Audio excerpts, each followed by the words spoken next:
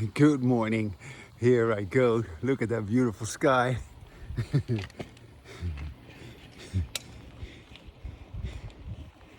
So nice with these clouds.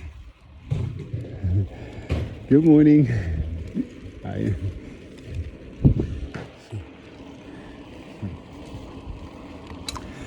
So look at that. What a feast.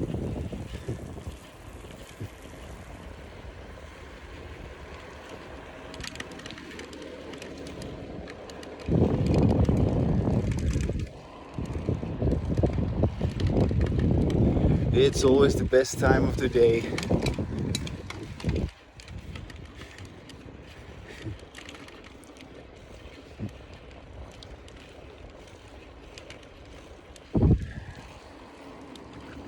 So today I'm going to tell you something that I haven't said yet, but I'm going to say it anyway. I am going to make you feel jealous with me that I have embodied language, and yes, that I have achieved my language enlightenment, and that you are stuck with your stupid disembodied language. And that only if you feel that that is really bothering you, there is some kind of a motivation to perhaps look into this issue. And yeah, I am going to bother you with my embodied language. No, not with my embodied language. My embodied language is simply what it is. But I know that you will feel offended that I say that I'm enlightened. But I am enlightened. And this result that I am getting from my embodied language is so exquisite, so superb, so continuous also. Yeah, I'm so delighted that I am able to say all this, and at the same time I'm just an ordinary person. Nobody cares about me, in the sense that nobody knows that this is so important, but I do. And since I continue to be convinced about my own discovery, yeah, because it has been an enormous discovery for me to realize this and to put this together. Also, it is a combination of so many different things. Yeah, on the one hand, there is of course my ongoing embodied language, where I listen to myself and speak with myself in such a way that I have this wonderful language, this correct use of language, which keeps expressing my individually lived experience in such a way that I am so amazed that it is correct. I mean, I have myself been so confused. I have myself been so upset and so stressed out and so worried and so frustrated about so many things. And yet, here I am doing this. And not just once, but in an ongoing way. So yeah, that is my language enlightenment. And yes, compared to that, your way of life with your disembodied language, because you've never looked into the difference between speaking and listening to yourself, or not listening to yourself. Good morning.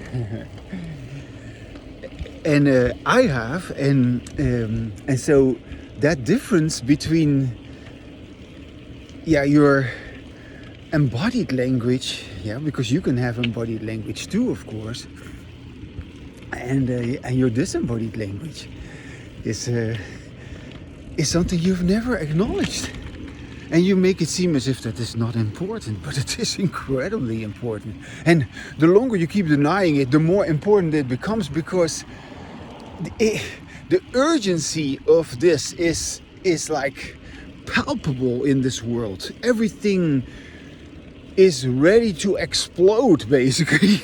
It seems like. And yeah, I hate to bring it to you, but no, I don't hate to bring it to you. I'm actually proud to bring it to you, and I am confident and happy to bring it to you, because it is a good news that your disembodied language is on its deathbed. We cannot go on with our disembodied language. In as much as we are in denial about it, we cannot continue with it. Now look at this sky, isn't that fantastic? What a marvelous sight. It is a whole landscape in the sky. Beautiful. In a landscape in the sky, whatever. Yeah. There's no such thing. But that's how I call it, how I describe it, you know. Poetically, no, I describe it like that, spontaneously, with the words that I have. But here I am on my bicycle at the edge of town, sharing with you my language enlightenment, which is made possible by my ongoing embodied language. And yes, you can have it too, but there are things for you to do if you want to have what I have.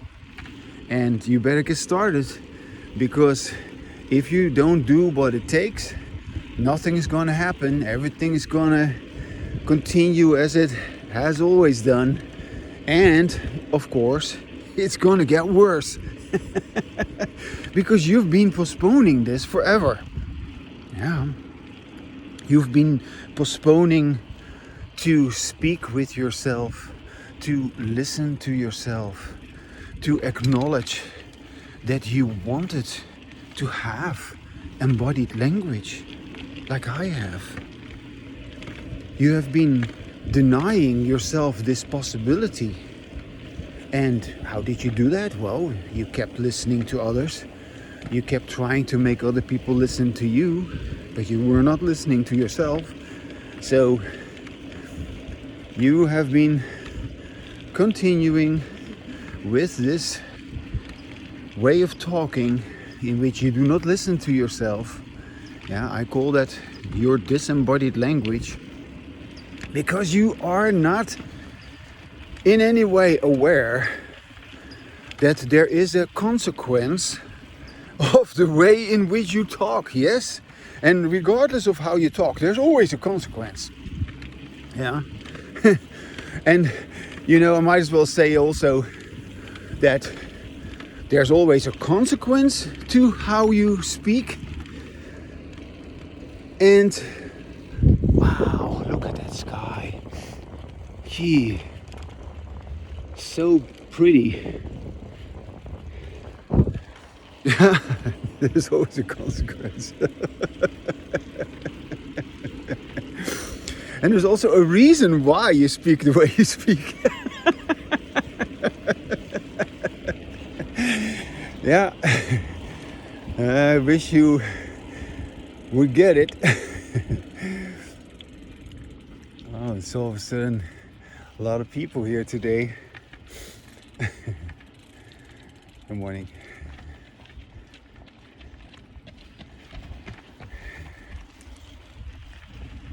All right.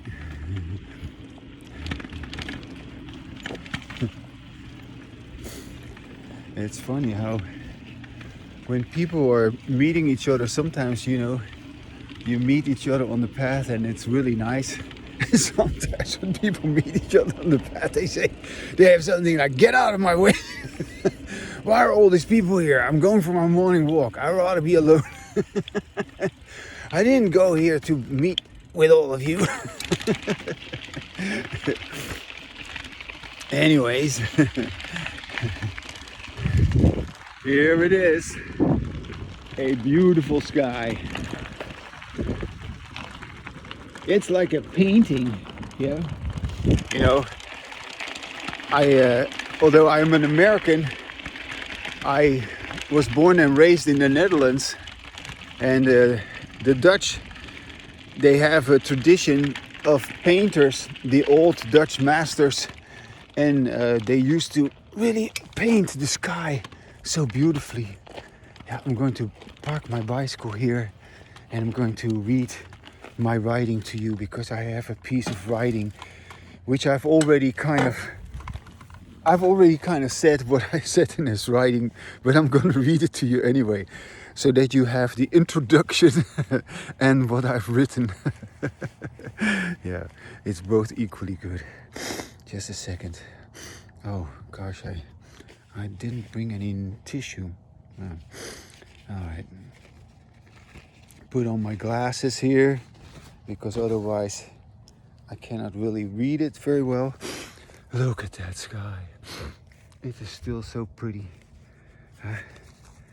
All right. Well, here it is.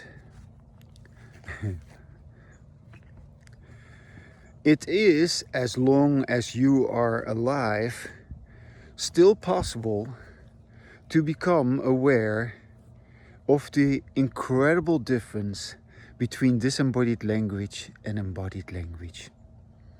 Yeah, between the way of talking in which you listen to yourself, which is embodied language, and the way of talking in which you do not listen to yourself, which is your disembodied language. That's your usual way of talking. So it is still possible, as long as you are alive, there's hope. Yeah. And it is still possible to start admitting, yeah, because once you notice that difference, you cannot miss it. You start to admit that you actually always unknowingly preferred to have embodied language. Yes. You haven't had it. And if you've had it, you've had it only very briefly and very accidentally, not knowingly, not skillfully, not continuously. So, but you can have it at deliberately. You can have that skillfully. You could, just like I have it. Yeah. And so you've always preferred to have embodied language, what I'm talking about. And yet you haven't had it. You have forever been stuck in this group behavior, this ancient group behavior, this hierarchical group behavior of disembodied language. So the door to your language enlightenment, yeah, because your ongoing embodied language is also for you your language enlightenment. The door to your language enlightenment is always open, but you must stop your history of conditioning with disembodied language. And then, yes, then you will have ongoing embodied language like I have. And then you have embodied language instead of your history of conditioning. So you have a whole new history basically due to your embodied language. You build up a new history of conditioning, literally. And because of that, is it because that is, oh yeah, you will have embodied language instead, because that is what it means to be an intelligent, free, sovereign individual. Yes. So, yeah, if you do not have embodied language, you are not an individual. You cannot be an individual. If you do not listen to yourself while you speak, you are just talking about being free. You're talking about being independent or whatever. You decide for yourself and so forth with your will and all that. No, without embodied language, you are stuck in group behavior, mandatory group behavior, involuntary group behavior, coercive group behavior. And you put that on yourself. You haven't heard it, you haven't listened to it, you didn't want to hear it. But once you begin to listen to yourself, you cannot deny that you keep engaging in disembodied language. And only if you recognize that, if you acknowledge that, will it stop. And then you begin to listen to yourself, and then you say, yeah, this is very different. This sounds different. I say different things. I feel different. Everything is different. That's my embodied language. So you will not be an individual as long as you haven't acquired embodied language. So I again say the door to your language enlightenment, to become a real individual, a whole person, the door is open. So as long as you live, you can make that switch, you can make that change. It's up to you.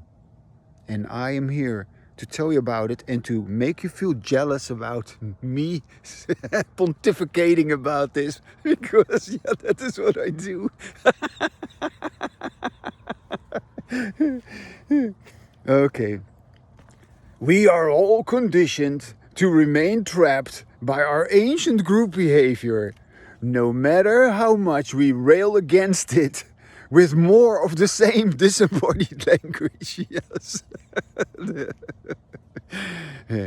Unless our disembodied language is recognized for what it is, we will not be able to avoid experiencing another escalation of disembodied language with even greater violence and destructivity than we have ever seen before, because we have become so goddamn sophisticated in our verbal arms race, which will deliver us the victory in the battle for attention that for the moment brings us on top of the hierarchy.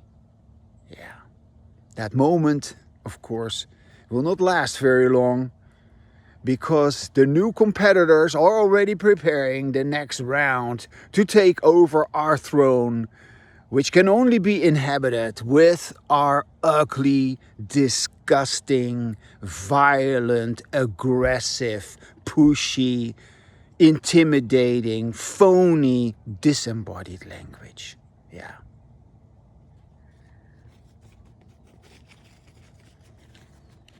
Everyone fights their fight, and I just let everyone fight their fight. I don't care, as I don't have any business with your disembodied language. And I don't sit on some imaginary high post, because I live my simple life, peaceful, satisfying, with my ongoing embodied language, which keeps elaborating my language enlightenment. In the contrast to all the horror that goes on in the name of your disembodied language, this is sounding challenging, doesn't it? And it should. I express with 100% confidence that I am grateful that I have achieved what I consider the only correct use of language.